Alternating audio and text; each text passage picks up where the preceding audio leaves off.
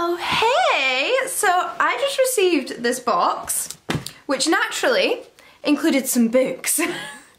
So these are two series set that I have just received in the post from Books to Door. Now I've mentioned Books to Door in the past as they are my go-to online bookshop for excellently priced, discounted box sets. When I plan on binging an entire series, when I want to reread something I've loved in the past, or if I just foresee myself reading more than one book and want to get it for an excellent price, Books to Door is where I go. And they have very kindly offered to sponsor a reading vlog in which I picked some book series to read and talk about. And I decided that I would get on the hype train for two series which have recently been adapted for Netflix. So both the series I have here are currently available on the Books to Door website for fantastic prices, and they're also both series that have been recently adapted for Netflix and been quite the hit success. First up we have Bridgerton, which came out a little bit longer ago, and then we have Shadow and Bone, which is more of a recent release.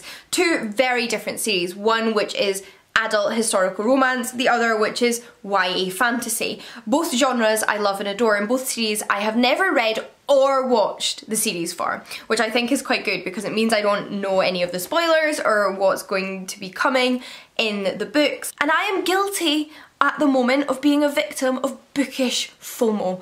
Everybody was talking about Bridgerton, now everyone's talking about Shadow and Bone, and even though I've been hearing about both these book series for years, I haven't read either of them, and I want to be a part of the conversation. I want to contribute, I want to get involved in the fandoms, and both are in genres, like I mentioned, that I already know and love. So like I mentioned, I have the Bridgerton series here, which is 6 books, all of which follow different protagonists and their romances, although they are all part of the Bridgerton family, as a lot of historical romances do. They are these absolutely gorgeous mass market paperbacks. I really love these editions and the illustrations on the front. I don't see a lot of historical romance done in this style, but I really like it. And then of course we have the Grisha trilogy, the original trilogy, which I did try and read a couple of years ago. I tried to read book 1, Shadow and Bone, but couldn't get into it. I did not finish it, but I also didn't give it a ton of a chance. I think I maybe read max 50 pages in this book and just decided it wasn't for me. However, like I said, my interest has been re-sparked by all of the love that has been glowing from all parts of the internet since the Netflix series came out. And I've also always wanted to try some of the author Leigh Bardugo's books later on in the Grishaverse, like Six of Crows, which are set in the same universe, although separate series.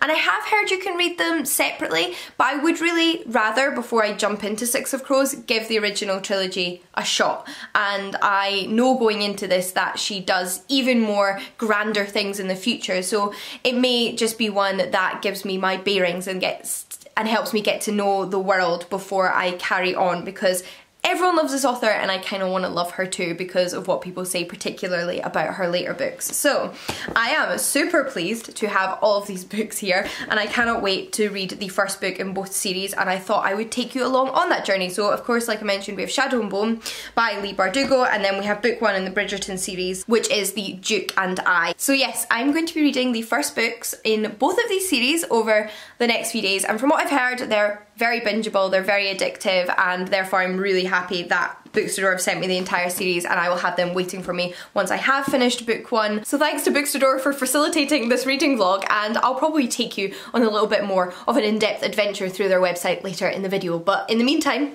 let's get to reading.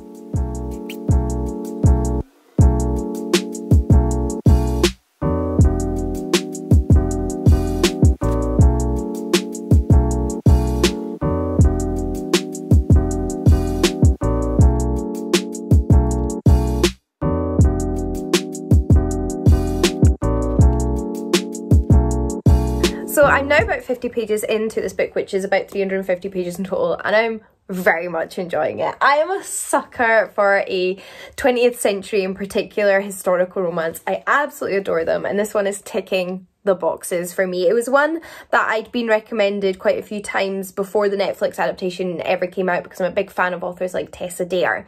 Particularly my friend Ilsa said this was one of her favourite series, and I'd had it on my sort of mental list of books in this genre to check out. But with the Netflix adaptation coming out and more people talking about it, it did definitely hike its way up my TBR, because I wanted to be a part of that buzz. However, I do really like the fact that Netflix adapting this has sort of given the historical romance genre a little bit more of a nudge towards the mainstream. Like, obviously historical romance has a massive audience. It is not a niche genre, but it's one that's definitely suffers from slight derision sometimes, unfairly so, and it's kind of nice to see more people watching a version of that on Netflix and potentially being introduced to both, you know, Julia Quinn's writing, but also other historical romance writers, and expanding their reading interests because of it. I like that idea. I don't know if that's a little bit idealistic, I don't know if that's really happening, but I feel like it could, given how big Bridgerton has been, and how much of a success it has been. Reading this isn't making me feel as though I don't need to watch it, it's making me feel as though it would be really fun to watch it as well, but I'm just going to finish this first. It's full of that absolutely classic, like, witty repartee that you get from these kind of books. I actually thought when I was reading it, it was written a little bit earlier than it is. I think this book came out in 2006, because it has something of a Georgette Hare novel about it, which is quite a bit older in the decades than this is, but it's obviously come out a lot more recently.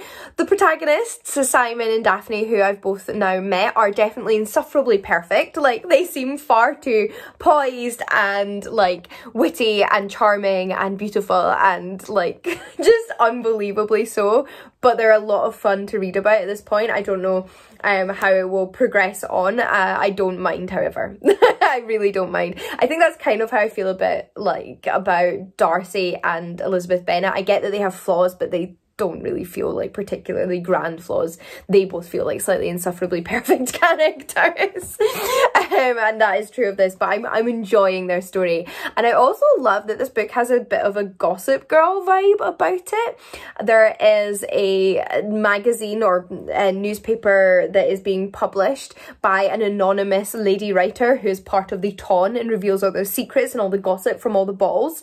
And at the beginning of each chapter you get a little bit of that gossip, and it's quite fun. I wonder if this anonymous writer's identity will be revealed throughout the series or in this book, but maybe just like later in the series. And definitely getting the feeling though right now that I'm going to want to carry on with these books if they continue in this vein, because they're just like exactly what you would wish and hope for from this genre, and I'm looking forward to carrying on with it. So thank you to the Netflix Bookish FOMO and Books to Door for finally pushing me to read them.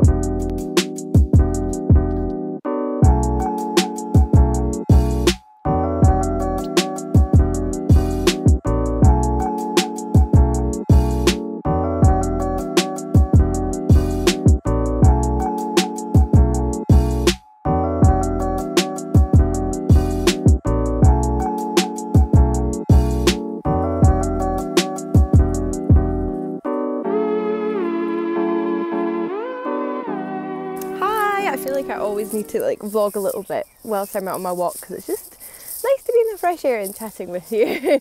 Plus it's a prettier background. So update on reading. I have actually started Shadow and Bone now, and I have gotten up to about the point in which I DNF'd it last time. I think my problem was, no, I know my problem was that the female protagonist, Lena, definitely suffers from what one might describe as I'm not like other girls syndrome. Now, from what I've heard since attempting to read the first book, the author definitely moves away from this after book one, and I think a lot of us, given the society we live in, which is very dismissive of women and often pits us against one another, we've all gone through that stage if we identify as women. Like, I've definitely, when I was a teenager, thought I'm not like other girls, right?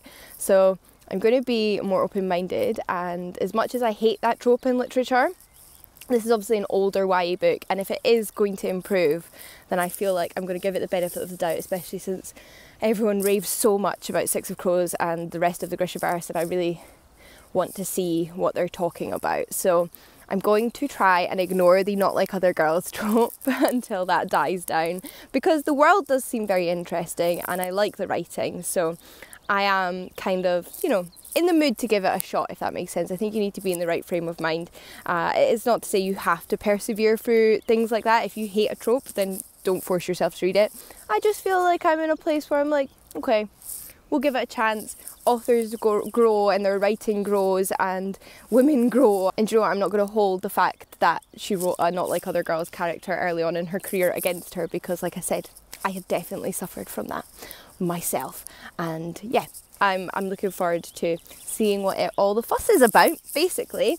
I'm about a third of the way, or a little past the third of the way through Bridgerton as well, and I really like the writing. It's very funny. I think my favourite character so far is Mrs. Bridgerton, aka the mother, Victoria. She's just fabulous, and I really like her character in the background of all the things, and the way that the writer sort of plays on that trope of overbearing mothers in traditional Regency novels, and gives Victoria a bit more agency and more of a personality, and I really, really like that. So actually I have to say I think Victoria is one of my favourite developed characters, not the protagonist, but I'm enjoying reading it. I don't need to want to be with or be the main character to enjoy the novel. So yeah, I've got two very interesting and very different books on the go, but I'm enjoying them. I just got home and I'm just about to make my lunch, but a parcel just came for me. I don't know why I feel this is appropriate or needed to open in this video, but I had to buy myself a new SD card reader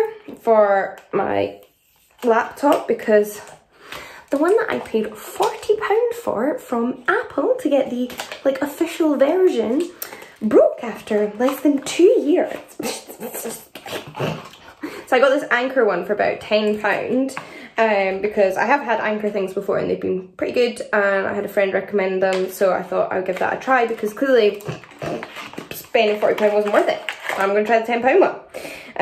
I just think it's like, I just at the point of laughing about this whole affair at this point, because I was going to say 10 months, but I feel like it's only like the past 9 or 8 months. Every piece of tech I own has broken, and it's just blowing my mind at this point.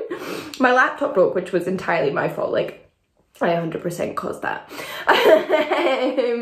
So I had to buy a new laptop. My camera broke. So these are the two most expensive things I own in the entire world. The camera was not my fault. That was just like wear and tear, like over time and age. I had it for like 6 years, so I had to buy a new camera.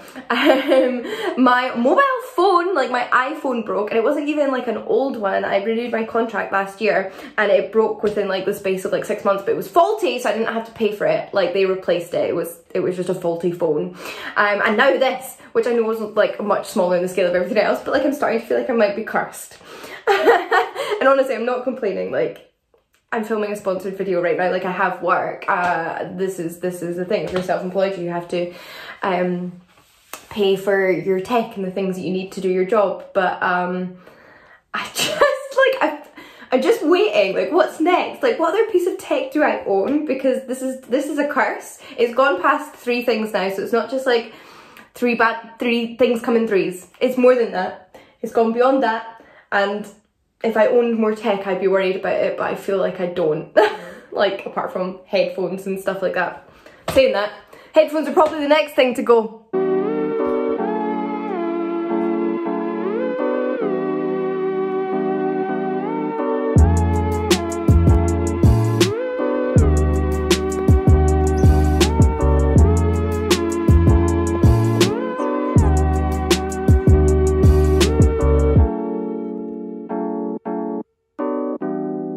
Well, hello there. So I've literally only just put makeup on.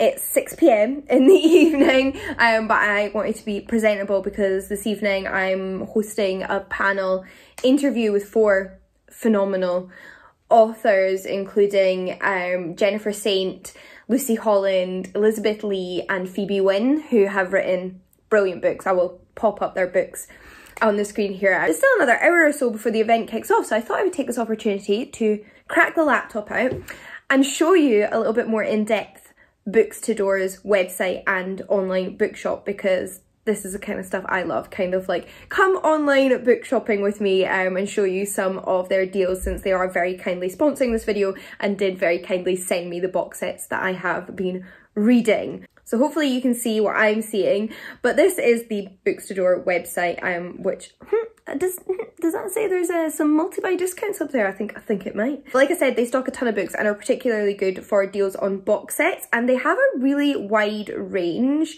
of genres available in these box sets, ranging from children's to adult books, as well as YA and non-fiction in between. I have picked up some other box sets from them in the past, including actually one that I will share with you if they are still offering it, which is the Gracelings series. Yes, they still have it, and it's $14.99 for all 3 of the original trilogy, which is such a good deal. I do particularly want to mention this one and the fact that it's on offer because I may be hosting something with some other booktubers that I don't know if we've announced yet. If I have, then I'll put the details on the screen. If not, just like keep an eye out on Twitter. You might want to be coming back to Bookstore particularly for these 3 books. But there is a bunch of other stuff on here. There's Shadow and Bone that, like, obviously I'm reading. Oh my goodness. See, look, I don't need this. I have this box set, but they currently have all 5 books in the Hitchhiker's Guide to the Galaxy series by Douglas Adams for $11.99. If you can't tell by how inarticulate I am, this is clearly not scripted. I am just a fan of a bargain and a book, and this is how I get when I am looking at deals online. So that one is obviously super excited. So I'm curious to see what they might have that I don't already own. Okay, Fantasy and Magic. Okay, but I wasn't thinking about this. They do have the next 2 books.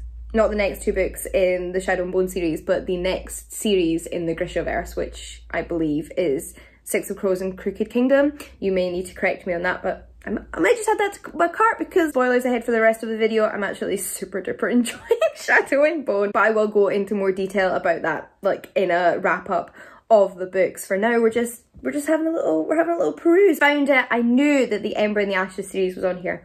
Look, I'm just gonna add it to my cart so I can think about it. But yeah, that is the Bookstore website, and hopefully you got a little bit of an idea of what they have to offer on their site. Like I said, I'm super grateful for them to be sponsoring this video, and I'm actually, like I said, really enjoying Shadow and Bone. I have also finished Bridgerton book 1, but I did say I was getting ready for an event, so I'm going to go and eat some food before that starts, and I'll check back in with you on the actual books themselves later. Hi! The event is over now. It was so lovely. They were such interesting authors to talk to about their books. Like I said, all fabulous books, so I had a really nice time hosting the event. And I figured, whilst I still had a little bit of energy left, I could update you on my reading, because like I mentioned, I finished The Duke and I keep calling it Bridgerton because of the TV show, but book 1 in the Bridgerton series is The Duke and I, and this is not actually one book. I don't know if anyone told you this. This is 2 books. This is 2 completely different books. It's not really, but it's one of those books where it comes in 2 halves, and the 2 halves are so very different from one another. Like I was saying, the first half was very light, very kind of fluffy, rom-com, witty banter fun, and I was really enjoying it. But the second half gets more serious and a little bit more dark, and I think it tries to deal with more serious issues in a too limited space. I don't think there's anything wrong with historical romance dealing with serious issues. I actually really like it when they do, when they have that level of depth to them, but I just don't think they were handled that well here. There's sort of issues of like manipulation and consent and other things that come up that are just kind of handled not great, I have to say, in the second half of this book, which was really unfortunate because it took a bit of a turn after me really enjoying the first half. And I don't really know what more to say about it unless you've read it or watched it and want to talk about more in the comments below. So it ended up with a bit of a middling experience. It's definitely not my favourite historical romance book, but what I will say is that I really like Julia Quinn's writing, so I'm quite pleased that I have more books by her to read about other characters, because now I know all these characters from this book and I'm really intrigued about them, especially her brothers and what is in store for their lives. So although the second half of this book let me down a little bit. I will read more by this author, if that makes sense, because I'm assuming they're not all going to just kind of do a bad job of handling serious topics. I'm tired. Do you know what I mean? So that's kind of where I stand on that one. But I'm also about 2/3 of the way through Shadow and Bone at the moment, and it really picked up, and I'm actually really enjoying it. I say actually, it's not that I didn't think I wouldn't, it's not that I didn't think there was a possibility of me enjoying it, but just I think it's funny that I did DNF it a few years ago and decided not to read it and picked up again, and I'm actually really glad I did. It's like really fun. It's very of its time in terms of YA fantasy. The protagonist, Alina, gives me major Katniss Everdeen vibes, which is fine because I love Hunger Games. I'm so down with that. They're, again, like I said, from a similar era of YA fantasy / science fiction. It's actually right here. I could be holding it up. But it really has picked up from what at the beginning felt like a little bit awkward. I'm not like other girls, a bit catty. There's now a female friendship in it, which I'm really appreciating. I think really helps support the narrative, and I'm enjoying learning about this world, and it's fast-paced fantasy fun, which is kind of what I look for in my YA fantasy. So I'm glad I've got the series, because I have a funny feeling I'm going to want to know what happens next, but I will come back to you once I have finished the book fully.